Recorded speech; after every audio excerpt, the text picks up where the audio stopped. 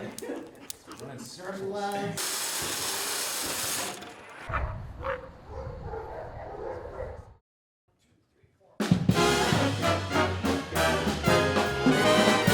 About 8 or 9 years ago, there was beginning a talk about trying to do something at a state level for jazz ensembles. We were one of the first groups in, and in fact, we have every year that we have had state jazz finals, Castle has been there.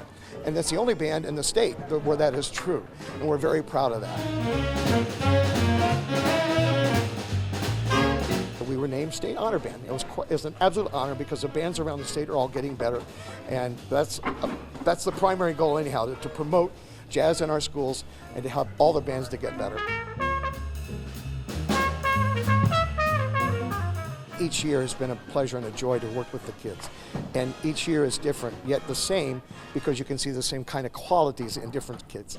And for them to have the goal to set out at the beginning of the year to be in that elite group and stick to it has been very energizing.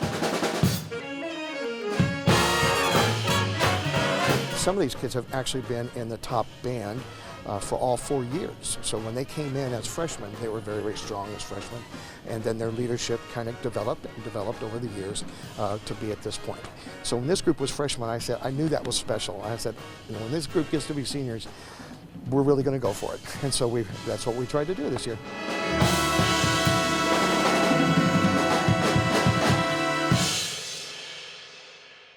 Inside these old shoeboxes are dozens of photos holding countless memories. In February of 1951, that is the first snow that they had in North Carolina in almost 31 or 32 years.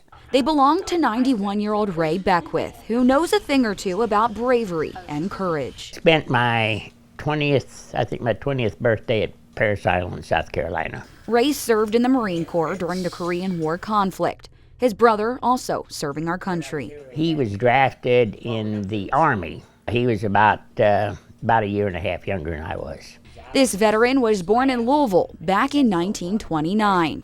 Of course, that's when the Big Depression hit, and my dad couldn't find any work over there, so we came to Evansville. Years later, he married. One thing led to another, so here we are, 57 years of marriage. And for Ray, Memorial High School pride runs all the way down to his grandkids. It's been enjoyable. But his memories didn't stop at graduation. Since last August, I think I've worked just about every game or every athletic event that Memorial has had. He's been a familiar face at the gate, volunteering wherever he can. That's the only thing that kept me sane. Kept me from going crazy through this pandemic. Ray was able to participate with the Honor Flight of Southern Indiana. And just recently, instead of watching the games from the stands, he had the chance to be a part of it, honored once more. Jogging out to the mound to throw that pitch. I've heard that from a number of people too, that they couldn't believe it, that I'm being that old and being able to run out to onto the field. Ray now spends his days helping his church, being with his family, thankful for making those memories and more. It's been a hard life in a way, but then it's been enjoyable also. I wish I could tell you why. In 2 years we've had a pandemic, we've had historic flooding, we've had an ice storm, second worst in our history, and now we have this, which is going to be the worst tornado disaster we've ever seen. But what I can tell you is we can commit to a response that is just as historic to make sure that, again, we just take care of everybody. Just tell us about your mother and Friday night. I had received a text from my mom about 10:12 saying I love you, and that was the last communication I had with her. This is for to help you, and you've got your new CPAP machine, and you should be good. I know it doesn't fix everything, but it helps. Oh, it helps a lot. You don't know how much I appreciate it. We've just been in contact like every day, and he's an amazing man to have picked up a piece of trash off the ground and raised the money for someone he didn't even know.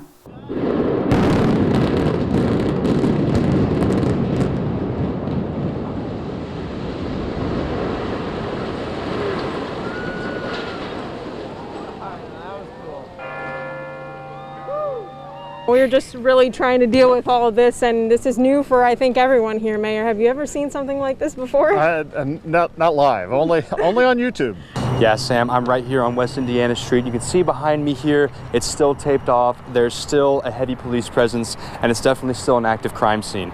At the meeting today, coalition members say they're challenging CenterPoint to lower their rates, provide them full transparency on all the details of the billing process, and promise them a clean energy future.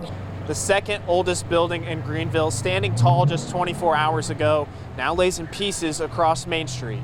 It's the property owner's dreaded 3 o'clock in the morning phone call that hey, the building's on fire. Todd Thomas bought these two historic buildings about a year and a half ago.